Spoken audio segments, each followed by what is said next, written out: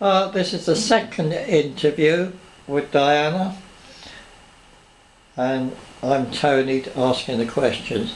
Diana, what do you think of Harry's situation at the moment on his own?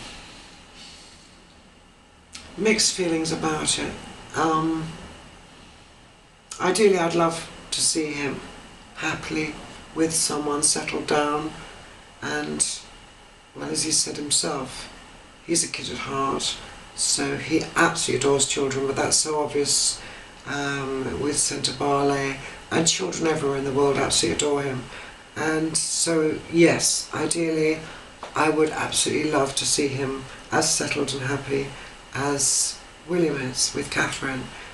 But at the same time, I also fully appreciate that he is busy. He is very involved with Centre Barley, with the Invictus Games, and all manner of things that keep Harry very, very busy. So then you have to think, well, if he was settled with a wife and children, he would feel a wrench torn between doing what he most loves, which is his charity work at Centre Barley and his involvement with Walking with the Wounded, and of course the Invictus Games. He'd have to sort of balance the two, and he couldn't give his energy to what he's doing in the same way that he does. So I think everything happening for a reason, that hopefully at the right time, and I think it will be a bit later than now, that Miss Wright will come along, but she hasn't yet, except of course for Chelsea. And everyone knows, you know, she loves him, and he indeed carries a torch for her, I believe. But she doesn't want the royal connection. And to be honest with you, I can't blame her, because it is a heavy load to carry.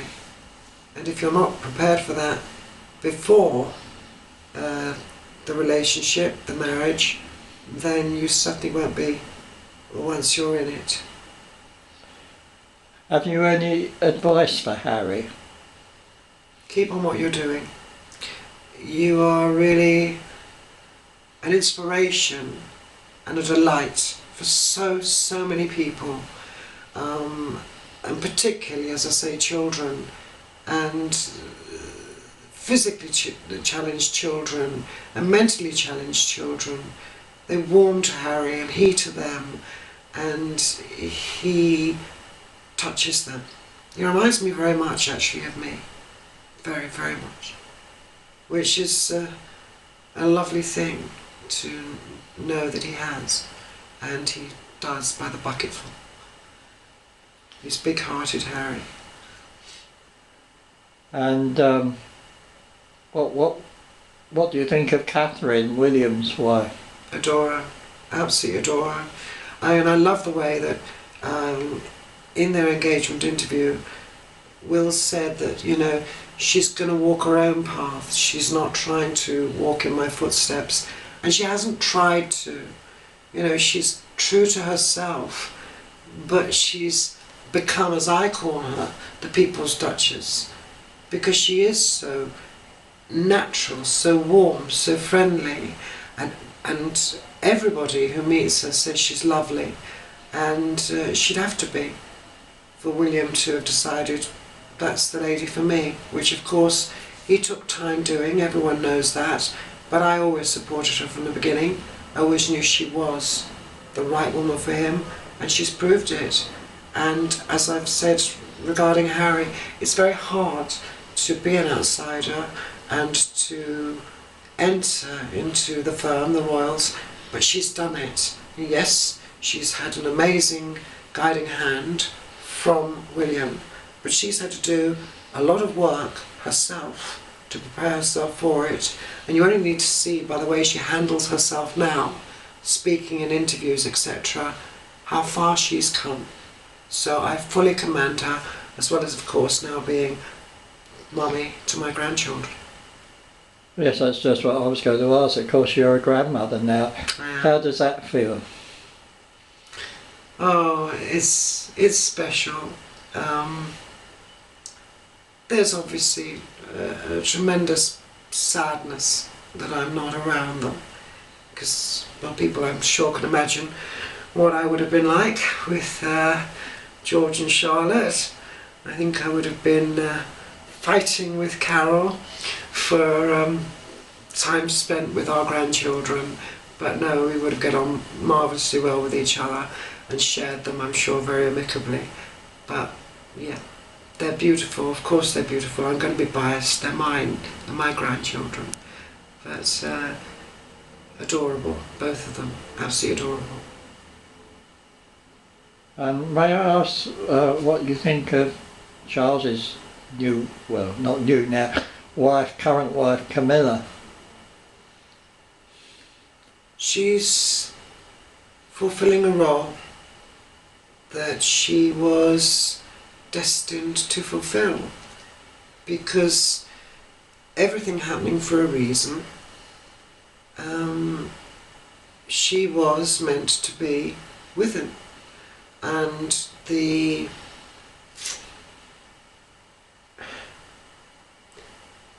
wrongful aspect, if you like, of their relationship is that they're judged now when he always loved her. She was always the woman he loved. But she was married, she was a mother of 2 children, and so she was unsuitable. And Charles needed to get married fast to get an heir, and eventually, of course, a spare. And she wasn't suitable.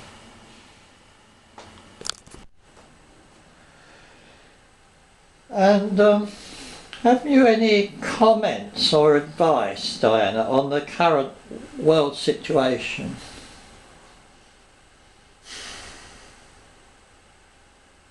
Well, it's dire, isn't it? It's very disturbing, very worrying in numerous areas. You've got IS, which are very, very threatening. More so, I think, than people realise. I've said this on my Facebook page that, you know, people are scared of them coming over to Europe. They're already here. And that's been proven time and time again, particularly in France, of course. They're already in the neighbourhoods, but you won't suspect them, so they're dangerous. And their ideology is dangerous as well. And of course it's fueling prejudice against traditional Muslims, as by example Dodi, as by example Hasnat.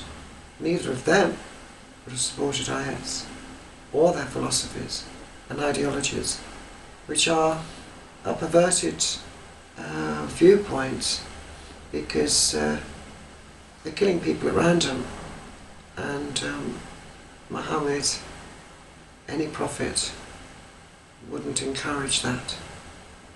So that's one aspect. Then of course, because of them, you've got all these immigrants who are lost souls. They're without their homes, they're desperate for salvation, and there's governments saying, well, we should help them, you should help them, they should help them. It's a very, very disturbing situation, and quite what the resolution to it is. I really am as lost as most, obviously, politicians are, because there hasn't been one. Not a satisfactory one anyway. So it's a world that has major, major problems to face, as well as, of course, nearer to home in this country, all the increasing violence and the tragedy of its usually being the youth, you know,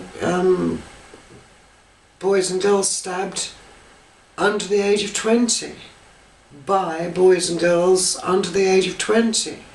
People Andrew's age and older are fine, by and large. It's the youth, and that's very disturbing, because what's happened to innocence?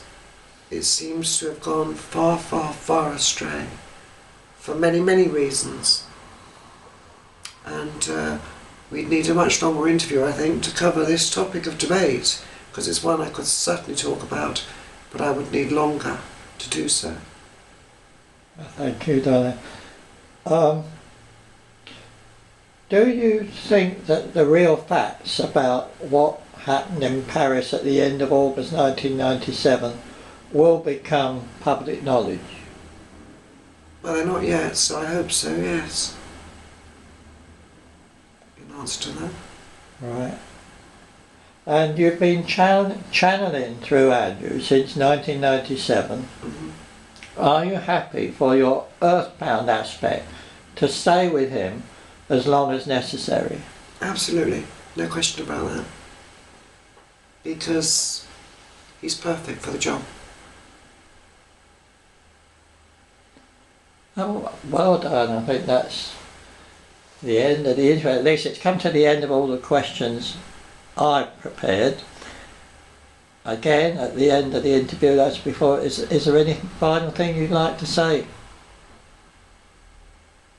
Just that there will be more, because as I say, I have a lot to say, and at the moment it is something that's confined to my speaking now to you, and also to writing, because there are channeled messages, of course, on my Facebook page, but hopefully very soon there'll be far extension of that, so that indeed it can be proven what was said, that my work continues. Thank you. Well, thank you, Diana and Andrew, for this has been something of an experiment. It's the first video interview I've done like this, and let's just see what the reaction is. Thank you very much. Thank you.